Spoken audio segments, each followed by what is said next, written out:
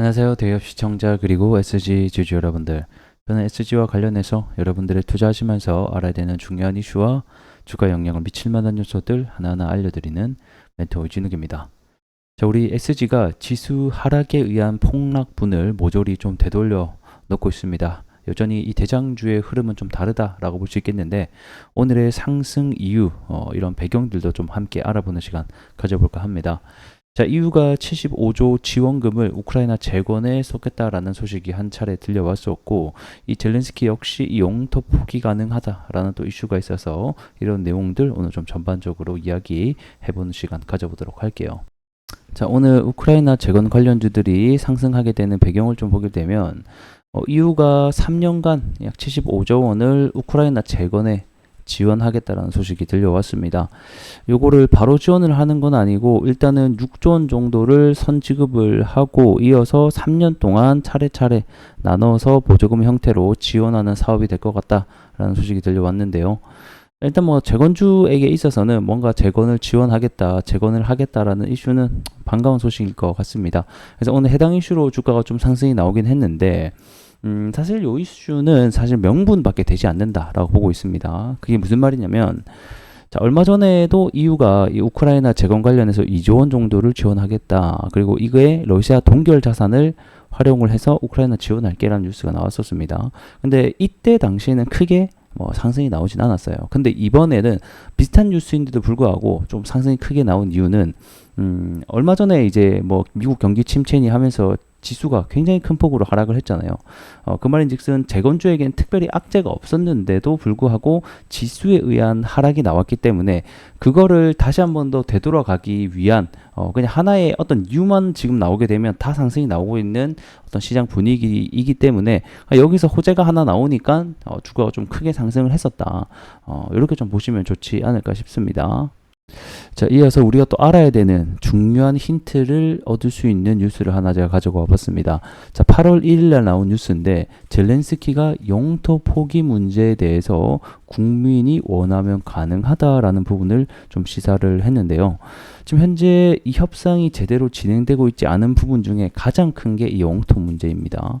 우크라이나 입장에서는 당연히 너희가 뺏은 영토를 되돌려 달라고 얘기하고 있는 거고, 러시아는 그냥 포기해라. 이렇게 해야지 협상이 된다. 이렇게 얘기를 하고 있는 상태죠.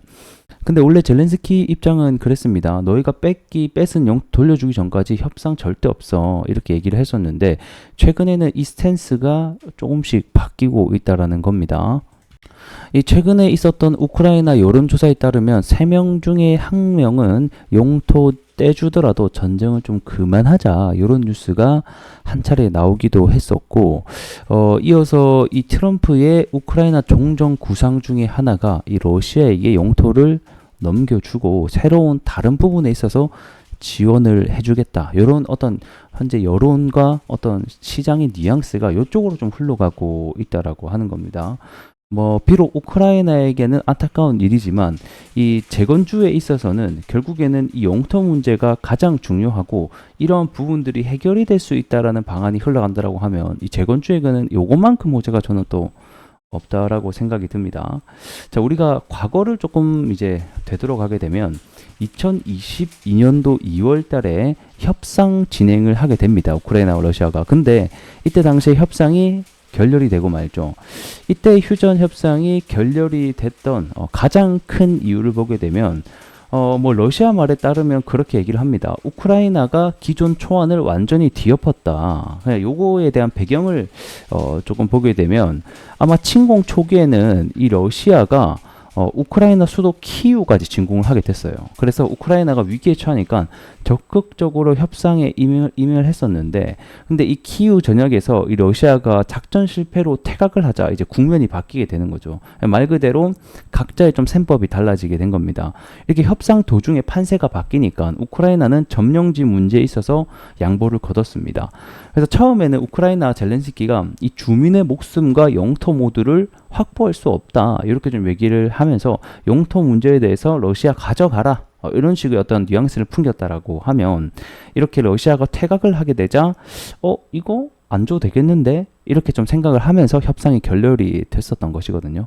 그렇기 때문에 영토 문제가 협상 문제에 있어서 가장 뭐 중요한 부분이다. 근데 최근에 이런 우크라이나 국민 여론조사도 3명 중 1명은 전쟁을 그만해라 가 영토 주더라도 이런 식이 흘러가고 있는 거고, 젤렌스키 역시 국민들이 원하면 우리도 양보를 어느 정도 할 수 있다, 이런 스탠스가 흘러가고 있기 때문에 이런 게 나중에 협상이 진행되는 부분에 있어서도 중요한 힌트가 실마리가 될 수 있다는 점 우리가 알고 계시면 좋을 것 같습니다. 차트 함께 보도록 하겠습니다. 자, 사실 이제 8월 5일 그리고 8월 2일 날 코스닥과 코스피가 굉장히 큰 폭으로 하락을 했었죠.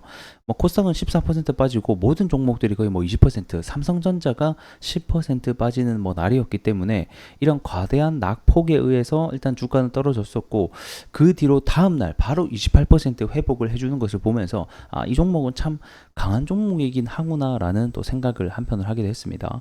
하지만 여전히 우리가 또 주의를 해야 될 사항들이 있는데, 7월 25일, 23일 그리고 7월 30일까지 해서 계속해서 이 신주인 수권 부사채에 대한 물량이 여전히 제가 얘기한 대로 좀 나오고 있습니다. 그래서 해당 물량이 계속 출회를 한다, 또는 지수가 이어서 또 떨어지게 된다라고 하면 또 언제든지 하락은 나올 수 있으니 이런 부분들 우리가 좀 잘 알고 있어야 될 것 같고요.